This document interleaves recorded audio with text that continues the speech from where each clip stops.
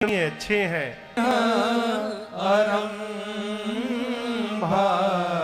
मैं विमल कथा प्रारंभ करने जा रहा हूं। क्या होगा? सुनत नसाही, सुनते नसा जाएगा। क्या? काम मद दंभा। गोस्वामी जी केवल 3 नाम दिए, काम मद दंभ, लेकिन 3 नहीं है, 6 हैं। काम, क्रोध, मद, मोह, लोभ और छठे का नाम है मत्सर। मत्सर यानी ईर्ष्या। कई लोग अपने दुख से कम परेशान, बगल के सुख से बहुत परेशान। ईर्ष्या वाले आदमी को यदि घर में लाकर आप बिठा दिए, अब बता दिए कि कालिए 1.5 लाख के हम इस सोफा ले आए हैं, आप जैसे जाएंगे पानी लेने, पेन निकाल के छेद देगा सोफा में। मैं सत्य बता रहा हूं। कब फटे? ये क्या? ईर्ष्या। बर्दाश्त नहीं हो सकता। ये सब बीमारी है, विकार है।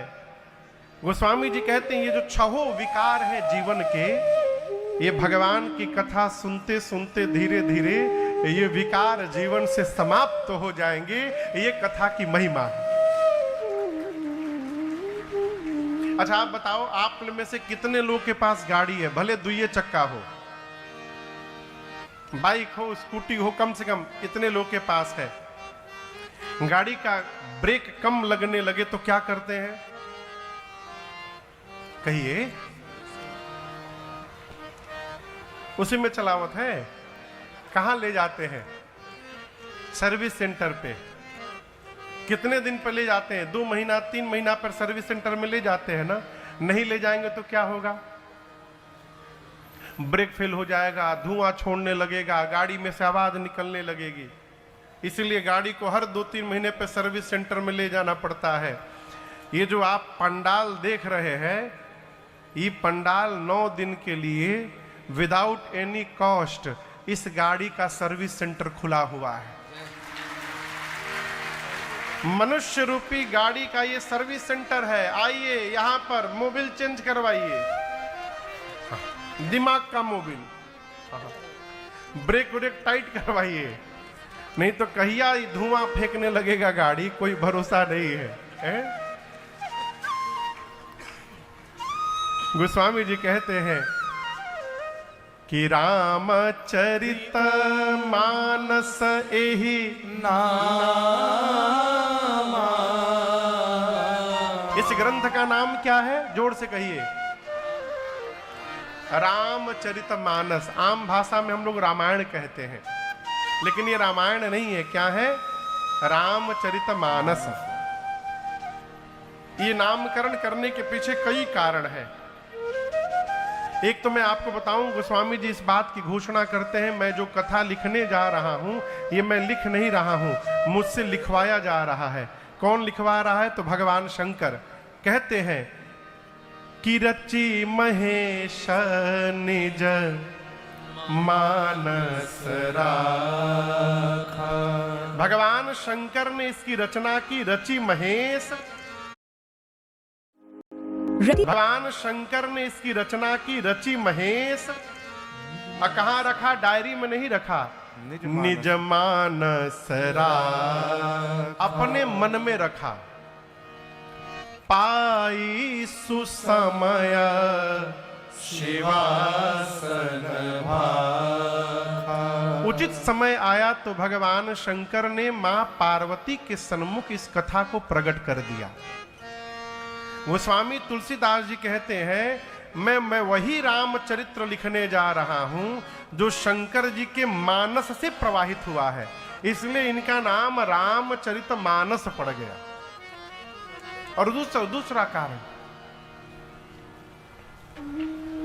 डॉक्टर के पास जाते हैं तो डॉक्टर जी प्रिस्क्रिप्शन पर क्या लिखते हैं? दवाई। दवाई लेकर के आते हैं, फ्रिज के ऊपर रख दिए। असर करेगी दवाई? कब असर करेगी? जब दवाई को खाएंगे। उसी प्रकार रामचरितमानस जब तक इस मानस में नहीं जाएगी, तब तक जनमानस पर उसका प्रभाव दिखाई देने वाला नहीं है। गोस्वामी तुलसीदास जी नामकरण किए रामचरितमानस। आप जब वर्टिकल लिखेंगे ना, ऊपर से नीचे को वर्टिकल कहते हैं ना, हाँ वर्टिकल लिखेंगे जब आप, तो श्री रामचरितमानस, सबसे नीचे मानस रहेगा। मानस यानी मन। गोस्वामी जी कहना चाहते हैं जो भी इनको पढ़ करके समझेगा उसके मानस पर एक न एक दिन पूरा श्री राम चरित्र आकर के अवस्थित हो जाएगा। यही इस ग्रंथ की महिमा है। यहां तो केवल मैं आपको कथा सुना रहा हूं, लेकिन श्री रामचरितमानस में 4 जगह कथा चल रही है। कितने जगह? 4। इसको ध्यान से समझिएगा। सबसे पहले कथावाचक है श्री रामचरितमानस के गोस्वामी तुलसीदास जी। कौन है? तुलसीदास जी महाराज। कहां कथा गा रहे हैं? तो काशी जी में एक घाट है, असी घाट, वहीं गोस्वामी जी कथा का बाँच रहे हैं। श्रोता में कौन सुनने वाले हैं? तो मान लीजिए गंगा मैया है, संत समाज है, और यदि कोई नहीं है तो गोस्वामी जी कहते हैं स्वांतः सुखाय तुलसी रघुनाथ गाथा भाषा निबंध मति मंजुल मातनो। गोस्वामी जी का अपना निज मन श्रोता है। इस घाट का नाम है शरणागति घाट। मानस में शरणागति भाव की जितनी बात है सब गोस्वामी तुलसीदास जी महाराज ने कही है। शरणागति समझ रहे हैं? भगवान के भरोसे हो जाना शरणागति है। और आपको बताऊं, 100 बीमारी की एक दवाई का नाम है शरणागति। भगवान को अपने आप को सौंप दीजिए, उसके बाद भगवान से कहिए प्रभु आप जिधर ले चलेंगे उधर हम चलेंगे, जो करवाएंगे वो हम करेंगे। हम आज से आपकी शरण में आ गए नाथ, हम आपके शरण में हैं, तवास में राघव। ये शरणागति। मैं यूं ही नहीं कह रहा हूं। राम जी कहते हैं वाल्मीकि रामायण में सुग्रीव से कि जो मनुष्य एक बार मेरे सामने आकर, एक बार जीवन में, और दोनों हाथ उठाकर कह दे कि प्रभु हम आज से आपकी शरण में आ गए, मैं उस मनुष्य की जीवन भर रक्षा करता हूं। ये राम जी का वचन है। शरणागति भाव में आइए। प्रातः स्मरणीय पूज्य श्री बिंदु गोस्वामी जी महाराज का एक पद है, कहते हैं बहुत दिन से तारीफ सुनकर तुम। बोले प्रभु एक दिन के लिए हमको अपन चेहरा उधार दे दीजिए, हम आपका चेहरा लगा के जाएंगे, बियाह करके चले आएंगे, आपका चेहरा वापस कर देंगे। नारद जी मांगे भगवान का चेहरा, भगवान ने बना दिया बानर का चेहरा। और केवल इतना ही नहीं, जहां स्वयंवर होने वाला था वहां भगवान खुदे राजकुमार बन के चले गए, अब बियाह करके भगवाने लेके चले गए। नारद जी को जब पता चला तो बड़ा कष्ट हुआ, इतना बड़ा गेम मेरे साथ हो गया।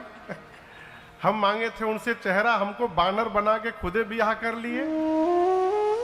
आपको बताऊं, राम जी जब वन में चल रहे थे तो शबरी मैया को गति देने के बाद राम जी, एक सरोवर है पंपा सरोवर, वहां राम जी बैठे थे। वहां नारद जी महाराज आए हैं राम जी से मिलने। तो वहां नारद जी ने प्रश्न किया कि प्रभु एक कष्ट है मन में। भगवान बोले कहिए। नारद जी बोले प्रभु हम विवाह करना चाहते थे, आपने मेरा विवाह काट दिया। प्रभु के ही कारण करे न दीन्हा, आपने क्यों विवाह नहीं करने दिया? अब यहां दर्शन करिए, नारद जी विरक्त महापुरुष है। क्या है? बैरागी है। और जिसका विवाह हो जाता है वो गृहस्थ हो जाता है। विरक्त भाव के जीव के लिए गृहस्थी नहीं बनाई गई है, और गृहस्थ भाव में जो आसक्त है उसके लिए विरक्ति नहीं बनाई गई है। नारद जी बोले आपने मेरा विवाह क्यों काटा? भगवान बोले नारद जी एक मैं आपसे बात कहना चाहता हूं। सुनो मुनि तो ही का अहं सहरोसा। भगवान कहते नारद जी मैं आपको हर्ष पूर्वक कह रहा हूं, क्या? भजहि जे मोहि तजे सकल भरोसा। जो मनुष्य संसार के समस्त आशाओं का त्याग करके मेरे भरोसे केवल रहता है, भजन करता है, उस जीव की मैं कैसी रक्षा करता हूं, ये दर्शन करिए। राम जी कहते हैं कैसे? करऊं सदा तिनके रखवारी। मैं सदा उनकी रक्षा करता हूं, कैसे?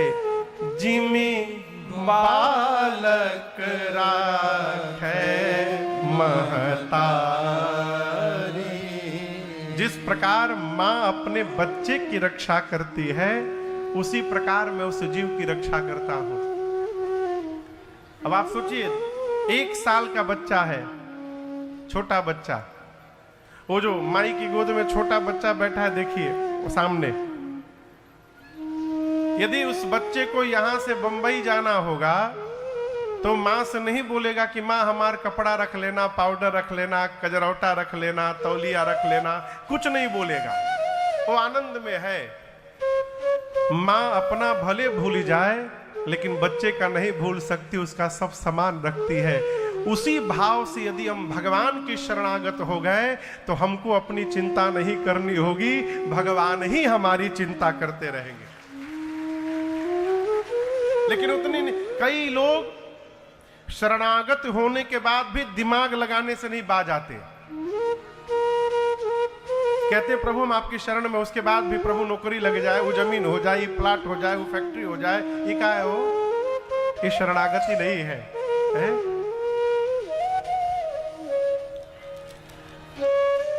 ये कागज दिख रहा है आप लोग को, इस पर प्रिंट, इस पर लिखा हुआ है, नाम लिखा है ना। उसी प्रकार भगवान हम लोगों को एक एक कागज दे के भेजे हैं और उस पर लिखा हुआ है कि हमारे साथ कब क्या क्या होने वाला है। लेकिन हमको उस पर विश्वास नहीं।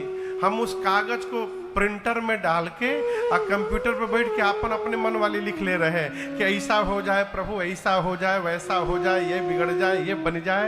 अब प्रिंट कर दे रहे हैं। अब कागज पे पहले से लिखा हुआ है और ऊपर से हमने अपना और प्रिंट कर लिया, तो प्रिंट लिखे और लिखावट के ऊपर प्रिंट हो जाएगा। तो हमारी और पूर्वांचल में तो कहते हैं महाराज गाजूर माजूर हो जाएगा। न पहले वाला पढ़ने में आएगा और न बाद में पढ़ने वाला आएगा। जो मिलने वाला है वो भी समाप्त हो जाएगा, सब बेकार हो जाएगा। इसलिए शरणागति भाव में रहिए तो पूर्ण रूप से। एक भजन का अंतरा है, आप लोग सुने होंगे। अरे जिंदगी की डोर सौंप किसके हाथ दीनानाथ के। फिर राम जी महलों में राखे चाहे झोपड़ी में बास दे। कंप्लेन ना करिए, मैं तो स्टॉक में। केवल एक काम करिए, धन्यवाद निर्विवाद राम राम कहिए, जाहि विधि राखेगा वही विधि रहिए। पूज्यपाद गोस्वामी तुलसीदास जी शरणागत घाट के वक्ता हैं, पहले वक्ता। गोस्वामी जी कहते हैं मैं वो कथा सुनाऊंगा आप लोगों को जो तीर्थराज प्रयाग में याज्ञवल्क्य ऋषि ने भरद्वाज जी को सुनाई थी। अब दूसरे कथावाचक याज्ञवल्क्य ऋषि, श्रोता भरद्वाज जी। स्थान है तीर्थराज प्रयाग जहां कुंभ लगा था, और इस घाट का नाम है कर्मकांड घाट। मानस में कर्म की जितनी बातें हैं, कर्म व्यवस्थित करने की, याज्ञवल्क्य ऋषि ने बताई है। याज्ञवल्क्य ऋषि कहते मैं वो कथा आप लोगों को सुनाऊंगा जो कैलाश में बैठकर भगवान शंकर ने मां पार्वती जी को सुनाई। तीसरा घाट कैलाश, कथावाचक है शंकर जी, श्रोता है पार्वती मैया। इस घाट का नाम है ज्ञान घाट। मानस में ज्ञान की पूरी बात भगवान शंकर ने बताई। और शंकर जी कहते हैं, देवी मैं आपको वो कथा सुनाऊंगा जो नीलगिरी पर्वत पर कागभुषुंडी जी ने गरुण जी महाराज को सुनाई थी। ये मानस का चौथा घाट है। कथावाचक हैं कागभुषुंडी जी और श्रोता हैं श्री गरुण जी महाराज। इस घाट का नाम है भक्ति घाट। ये मानस के 4 घाट हैं और हमारे पांडे परिवार के द्वारा सूरत का ये पंडाल आज 5वां घाट बना हुआ है? जहां कथावाचक बना के राघव जी ने राजन को बिठाया है, श्रोता बन करके आप लोग बैठे हैं। इस घाट का नाम है प्रेम घाट और सभी वक्ताओं ने अपने श्रोता को महिमा सुनाई। मैंने अपने महाराज जी के श्रीमुख से जो महिमा सुनी है मैं आपको सुनाता हूं। ये कथा की महिमा क्या है? महाराज श्री कहते हैं, इसे श्रवण कर मिट। और एक बात समझिएगा, आप टेस्ट कराते हैं ना, ब्लड टेस्ट, जब रिपोर्ट आता है तो देखिएगा सबसे किनारे में दाहिने साइड में नॉर्मल रेंज दिया गया रहता है और बीच में आपका जो रिपोर्ट आया है उसको लिखा जाता है। लोग मिलाते हैं, नॉर्मल वाला से हमारा मिल रहा है कि नहीं मिल रहा है। हो मिल गया यानी चकाचक आनंद करिए, नहीं मिला तो टेंशन का विषय, हम बीमार हैं। उसी प्रकार मनुष्य के जीवन के हर व्यवहार का नॉर्मल रेंज रामचरितमानस में बताया गया है। 9 दिन कथा सुनिए, अपने जीवन का टेस्ट कराइए और रिपोर्ट लेके इससे मैच कराइए। यदि इसमें से हमारा मैच कर रहा है तो हम स्वस्थ हैं और मैच नहीं कर रहा है तो हम बीमार हैं। पिता के साथ पुत्र का व्यवहार कैसा होना चाहिए, यदि इसमें जो बताया गया है हमारा वैसा है, हम ठीक है। यदि नहीं है तो हम बीमार हैं। गोस्वामी जी कहते हैं, सज्जनों के लिए संजीवनी बूटी है राम कथा। याज्ञवल्क्य ऋषि तो कह दिए कि ये मोह रूपी महिषासुर का वध करने के लिए मां काली के समान है रामचरितमानस। मोह बहुत खतरनाक बीमारी है। और आपसे एक बात कहें, ये काम क्रोध मद मोह लोभ मत्सर छूटने वाला नहीं है। कम किया जा सकता है, समाप्त नहीं हो सकता है। समाप्त कब होगा? जब भगवान की कृपा हो जाएगी तब समाप्त होगा। अपने प्रयास से छूटने वाला नहीं है। ये मोह ही सभी बीमारी को जन्म देता है। मोह सकल व्याधि न कर मूला, तेहि ते पुनि उपजई बहुसूला। जिससे मोह होता है उसी के प्रति प्रेम भी होता है, उसी के प्रति क्रोध भी होता है। आप जिसको प्रेम करते हैं वो यदि आपके मन के विपरीत व्यवहार करे तो क्या करेंगे? दुलार करेंगे कि गुस्साएंगे? क्रोध हुआ ना। उसी के प्रति लोभ भी होता है। ये विकार, सभी विकारों का कारण है मोह। यदि मोह सामान्य रूप से रहे तो कोई बात नहीं। हमारे महाराज एक भजन गाते हैं, उसमें सभी विकारों का लिमिट बताया गया है। लोग कहते हैं क्रोध न करिए। क्रोध कैसे न करें? अब आज पहला दिन है इसलिए हम चुपचाप बैठे हैं, कुछ बोल नहीं रहे। ये तो सामने से जो आवाजाही हो रही है ये कल से नहीं होगा। कहो कथा बाँचतानी हम, प्यास लगाता श्रोता के। हमरे समन्वय लेके अरे ठीक है, पीना भी तो छिपा के पी लीजिए, कोई बात नहीं। पहला दिन है ना आज। अब क्रोध कोई कहे महाराज क्रोध, महाराज बड़े अच्छे हैं, बिल्कुल कुछ भी कर लो गुस्साते नहीं है, महाराज मूर्ख हैं। अरे कैसे गुस्सा नहीं आएगा सरकार? लेकिन कितना क्रोध करना है ये विवेक है। एक बार क्रोध भी करिए पर सावधान, पर बोध नष्ट ना होवे। स्वार्थ भी बुरा नहीं है परंतु औरों को कष्ट ना होवे। एक जगह कथा चल रही थी तो कथा में हुआ कि ये लखनऊ की घटना सुना रहा हूं दिनेश भैया, तो हुआ कि आज प्रसाद में तस्मई बांटा जाएगा। तस्मई, तस्मई समझते हैं ना, खीर। एक महाविद्वान आदमी एक बाल्टी खीर लेके मंच के नीचे चुरा दिया कि जब सब लोग चले जाएंगे तो बाल्टी लेके हम घरे जाएंगे। अब वहां उनके गुरुजी बैठे थे। ये जब बाल्टी में खीर भर के मंच के पीछे छिपा करके बाहर प्रसाद बांटने गए तो गुरुजी बाल्टी अपने घरे पहुंचा दिए और उसके जगह खाली बाल्टी ढक के वहां रख दिए। अब प्रसाद बांट रहे, लोग कहते अरे कम कम दो, कम हो जाएगा। अरे बांटो, वो तो जानते हमारा खातिर एक बाल्टी रखल बा। जब प्रसाद बांट करके आए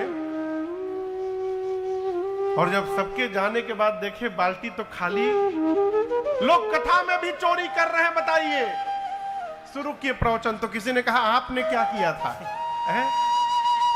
स्वार्थ बुरी बात नहीं है, लेकिन कितना करना है विवेक है। स्वार्थ भी बुरा नहीं है, पर औरों को कष्ट ना होवे और जीव कोई रूठे ना, और इतनी दे वो हवा ये गुब्बारा फूटे ना।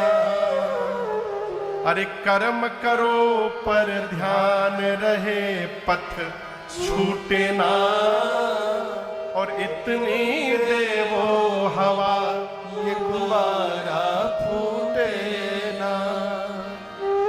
अब आइए मोह पर। साधक कहता है बिन मोहन फेरी जाए इस जगत कर्म की माला। बिना मोह आप व्यवहार कर ही नहीं पाएंगे। सावधानी क्या है? पर मोहन इतना करिए दे जगा द्वेष की ज्वाला, और अंत में निगाह तक उठे ना, इतनी दे वो हवा के गुब्बारा फूटे ना। ये सारे विकार समाप्त नहीं किए जा सकते, कम किए जा सकते हैं। याज्ञवल्क्य ऋषि कहते हैं मोह जब विकराल रूप धारण कर लेता है जीवन में, तो उस मोह रूपी महिषासुर का अंत करने के लिए ये राम जी की कथा ही काली मैया के समान बन जाती है। भगवान की कथा चंद्रमा का अमृत है, जिसको संत रूपी चकोर सदैव पान करते हैं। कैलाश में बैठे भगवान शंकर मां पार्वती को महिमा सुनाते कहते देवी राम जी की कथा कुल्हाड़ी है। क्या है? कुल्हाड़ी। जिसके पास कथा रूपी कुल्हाड़ी रहेगी उसके जीवन में विकार के वृक्ष बचने वाले नहीं है। ये कथा की कुल्हाड़ी ही विकार के वृक्ष को काट के समाप्त कर देगी। और आगे बाबा कहते हैं, मैं उड़ना चाहता हूं। कहते हैं राम कथा सुंदर करता रे, राम कथा सुंदर करता रे, संशय विहग उड़ावनी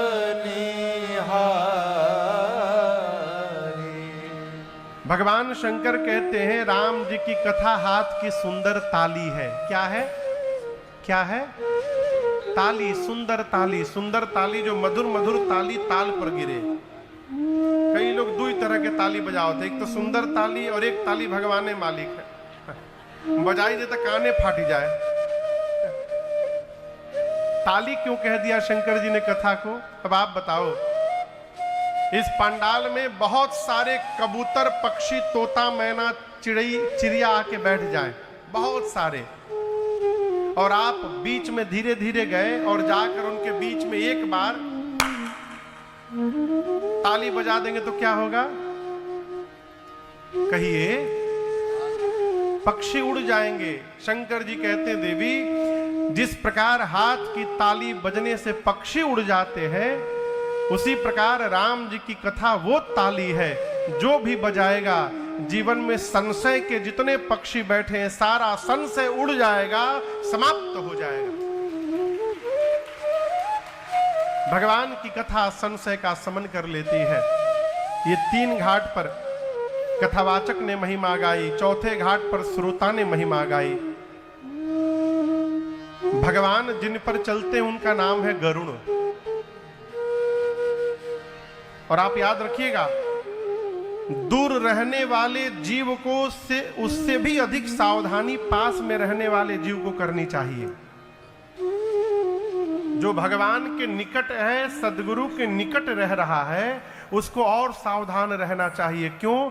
नैकट्य दोष कब लग जाए पता नहीं चलता ना। अब जैसे गुरु जी के साथ चेला है, तो थोड़े दिन रहने रहते चेला के मन में आ सकता है कि गुरु जी में हम में अंतर का है। गुरु जी तो 7 बजे सो के उठते, हम तो 5 बजे उठ जाते हैं। गुरु जी कोई काम नहीं करते, दिन भर बैठ के माला जपते, हम माला भी जपते और साथ में काम भी करते हैं। हम में गुरु जी में क्या अंतर है? ये दोष है। एक बात समझिएगा, आप कितनी भी ऊंचाई प्राप्त कर लीजिए, सदगुरु हमेशा सदगुरु होता है और शिष्य हमेशा शिष्य ही होता है, कोई तुलना नहीं। हमारे महाराज जी एक हमको कथा सुनाए थे देश भैया, एक तलवार सिखाने वाले गुरुजी थे, सरकार तलवार सिखाते थे। उनका एक बड़ा प्रिय शिष्य था, तो गुरुजी के पास जितनी कला थी तलवारबाजी की सब चेले को सिखा दिए, सब कुछ नहीं छोड़े, सब सिखा दिए। चेला सब सीख लिया तो सोचा यदि गुरुजी रहेंगे तो हमारी पूजा कैसे होगी, तो ऐसा काम किया जाए कि हम गुरुजी से आगे निकल जाए। तो कहा क्यों ना गुरुवे जी को हरा दिया जाए। अच्छा, गुरुजी का उम्र 65 साल, चेला 25 साल। गुरुजी को ललकार दिया युद्ध के लिए, तलवारबाजी की प्रतियोगिता के लिए। अब गुरुजी कैसे स्वीकार न करे, मन में सोची जवान है, बल है, हम बूढ़ा गए हैं, ये तो हरा देगा हमको, सब कला जान गया है। अच्छा चलो ठीक है, तिथि निर्धारित हुई, स्थान में निर्धारित हुआ। गुरुजी म्यान जानते हैं, म्यान जिसके भीतर तलवार रखा जाए। गुरुजी 20 फुट लंबा म्यान का ऑर्डर दिए। कितना?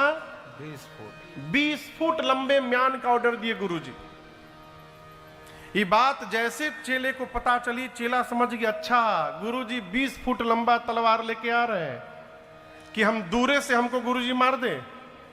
अच्छा, ये चालाकी चल रही है। चेले ने 25 फुट लंबा तलवार का ऑर्डर दिया। लेकिन आपको बताऊं, गुरुजी खाली खोखा का ऑर्डर दिए थे, म्यान का। वो खोखा था 20 फुट का, उसमें तलवार छोटके रखे थे गुरुजी, और वो 25 फुट लंबा तलवार का ऑर्डर दे दिया। युद्ध का दिन आया, उधर से चेला अपना तलवार उठाए, 4 आदमी आ रहे, इधर से गुरुजी का म्यान उठाए 4 लोग आए। बिगुल बजा, जैसे बिगुल बजा युद्ध प्रारंभ हुआ। चेला अपन तलवार निकाल ही रहा था 25 फुट, तब तक गुरुजी तलवार निकाल के गर्दन पर रख दिए। बोले अब बताओ ये क्या है? कितना भी हम सीख ले, हम जान ले, शिष्य की गुरु से कभी तुलना नहीं हो सकती है। अब तुलना करना भी नहीं चाहिए, ये भगवत अपराध के बराबर आता है। गरुड़ जी महाराज भगवान के वाहन से मुक्त कर दिए और उसके बाद सोचने लगे ये कैसे हो गया। भव बंधन ते छूटई नर जपि जाकर नाम, खरब निशाचर बांधे नाग पास सोई राम। जिस भगवान के नाम जप से जीव भव बंधन से मुक्त हो सकता है, उस भगवान को ये राक्षस बांध देंगे, ये भगवान नहीं है। गरुड़ जी के मन में क्या आ गया? ये भगवान नहीं है, कोई तो और है। नारद जी के पास जाकर बोले, नारद जी बोली आपको बीमारी ने पकड़ लिया, ब्रह्मा जी के पास जाइए। ब्रह्मा जी बोले गरुड़ जी बीमारी ने हमको भी पकड़ा था कई बार, आप स्पेशलिस्ट के पास जाइए, शंकर जी के पास। गरुड़ जी शंकर भगवान के पास गए। शंकर जी ने कहा, गरुड़ जी देखिए, आपकी बीमारी ऐसे नहीं जाएगी। कैसे जाएगी? तब ही हो सब संशय भंगा, जब बहुकाल करिय सत्संगा। जब आप लंबे समय तक सत्संग करेंगे तो आपका भ्रम समाप्त होगा। आप नीलगिरी पर्वत जाइए, जहां पर कागभूषुंडी जी रहते हैं। वो दिन रात भगवान की कथा गाते हैं। कथा श्रवण करिएगा लंबे समय तक, तो आपका भ्रम समाप्त हो जाएगा। और आपको बताऊं, गरुड़ जी गए, अभी कथा नहीं सुने। जिस आश्रम में बैठकर कागभूषुंडी जी कथा गाते थे, गरुड़ जी ने केवल उस आश्रम का दर्शन किया, और दर्शन करने मात्र से उनका सारा भ्रम संशय समाप्त हो गया। सोचने लगे, जिस पांडाल में बैठ के कथा हो रही है, उस पांडाल के दर्शन से यदि भ्रम समाप्त हो सकता है, तो जब वो कथा कान में प्रवेश कर जाएगी तो क्या बदलाव होगा जीवन में। जाकर कागभूषुंडी जी से बोले, सुनहु तात जेहि कारण आयौ, सो सब भयउ तरस तब पायौ। सुनहु तात जेहि कारण आयौ, सो सब भयउ तरस तब पायौ। देख परम पावन तव आश्रम गयो, मोह संशय नाना भ्रम। देखि परम पावन तब। 5 वैसे है ना। तो कल बाबा के विवाह में बाराती बनकर और हिमाचल चलने के लिए आप सब भी बाराती के भाव में यहाँ